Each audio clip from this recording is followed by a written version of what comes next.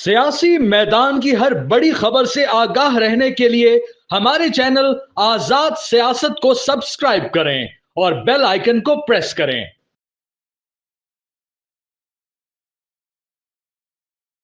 शाह महमूद कुरैशी को मुज़ाकरात में शामिल करना अच्छी बात है। वो एक सीनियर लीडर हैं, तवील तजुर्बा रखते हैं, मामला फहम है, होशमंद हैं, यानी उस तरह की खुदकुश या इनकलाबी नजरियात या ख्यालात के मालिक वो नहीं हैं।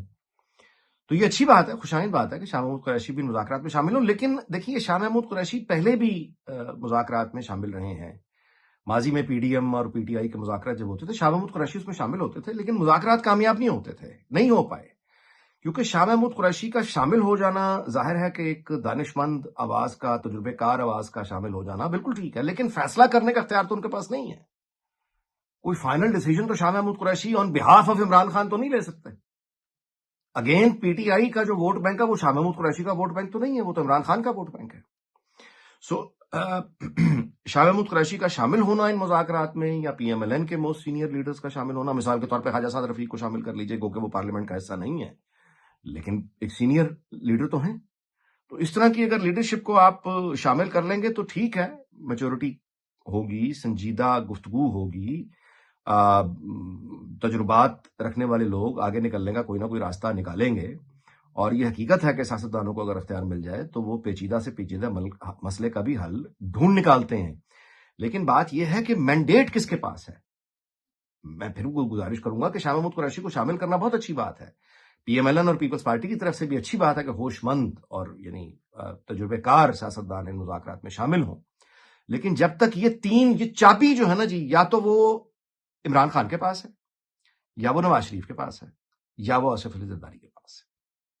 तो ये तीन चाबियों वाले जब तक उस मुज़ाकरात में नहीं बैठेंगे, हम उसका कुछ ज्यादा मानी खेज होना या कामयाब होने की तवक्को इतनी जल्दी नहीं लगा सकते। राना सनाउल्लाह ने तजवीज दी कि मुज़ाकरात में 3 नाम शामिल किए जाएं, मियां मोहम्मद नवाज शरीफ, इमरान खान और आसिफ अली जरदारी।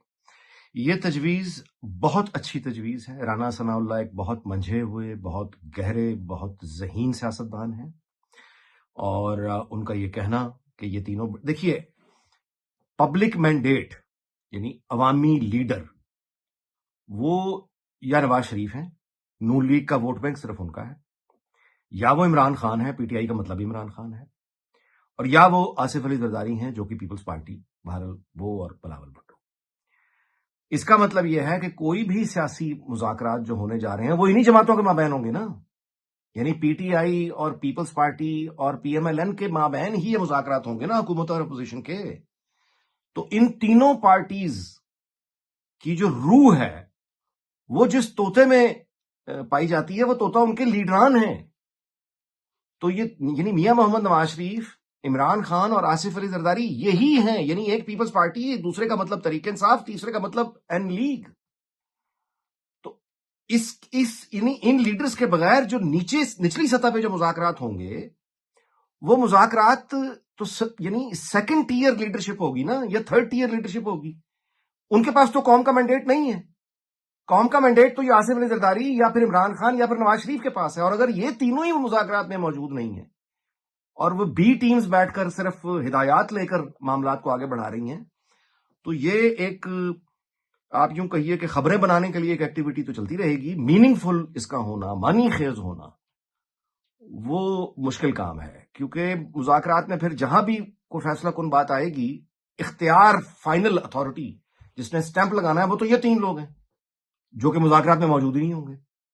तो ये तो बेसिकली डिलेइंग टैक्टिक होगा, और इससे सुस्ती भी आएगी, और लोगों का मैंडेट, अगेन बी क्लास या सी क्लास की जो लीडरशिप होती है, लोगों का मैंडेट उनके पास नहीं। पीटीआई के लोगों को जो सजाएं हुई हैं फौजी अदालतों से, जाहिर है कि उस चांसेस यही हैं कि वो आला अदलिया में जाके अपील दायर करेंगे। पीटीआई की मौजूदा क़यादत वैसे भी ज्यादातर वकला हजरात के पास है, तो वो आला अदालतों में जाएंगे और अपील्स करेंगे इन फैसलों के खिलाफ, जो कि अपने अंदर एक बहुत अच्छी खबर है। उसकी वजह यह है कि जब तक पीटीआई अदालतों के पास, देखिए, अदालती निज़ाम पर तनकीद एक और बात है, लेकिन अदालती निज़ाम से रुजू करते रहना इस बात का सबूत है कि आपको उस निज़ाम पर एक एतमाद है और किसी हद तक उम्मीद है, और आप उस निज़ाम کو تسلیم کرتے ہیں. یعنی جب آپ عدل لینے کے لیے اعلیٰ عدلیہ کے پاس جاتے ہیں تو آپ یہ تسلیم کرتے ہیں کہ وہ ایک ادارہ موجود ہے جو لیجیٹمیٹ ہے، جہاں پہ آپ کو جانے کا حق ہے. ویسے آپ تنقید کریں وہ اقلاع بات دنیا بھر میں ہوتی ہے،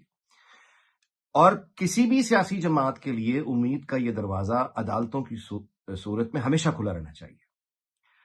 پریشانی کی بات تب ہوگی کہ اگر پی ٹی آئی موجودہ عدالتی نظام میں کسی بھی عدالت کا دروازہ کھٹکھٹانے سے انکار کر دے یا مایوسی کا اظہار کر دے اور کوئی اپیل دائر نہ کرے، انصاف کے لیے جانے سے انکار کر دے، پورے نظام پہ عدم اعتماد کا اظہار کر دے، وہ جو ہے پریشانی کی بات ہو سکتی ہے. لیکن عدالتوں سے جب تک پی ٹی آئی رجوع کر رہی ہے، اس کے اندر یہ امید موجود ہے کہ وہ موجودہ نظام کو تسلیم کرتے ہیں. اور انتہا پسندی جو ہے، یہ جو کہ پہلے ہی بہت پی ٹی آئی کے اندر رویوں میں جھلکتی ہے، انتہا پسندی، اگر عدالتیں بھی اپنا یعنی اور تمام ادارے راستہ کسی بھی سیاسی جماعت کے لیے بند کر دیں، امیدیں ساری ہی ختم ہو جائیں، تو پھر اس کے بعد انتہا پسندی کی طرف کوئی بھی سیاسی جماعت جاتی ہے جو پہلے ہی تحریک انصاف میں پہلے ہی پائی جاتی ہے. سو نہ صرف یہ کہ میرا اندازہ یہ ہے کہ پی ٹی آئی بالکل اعلیٰ عدلیہ میں جائے گی اور اپنے قانونی کیس لڑے گی، اور یہ ایک ہیلدی بات ہے، یہ ایک اچھی بات ہے.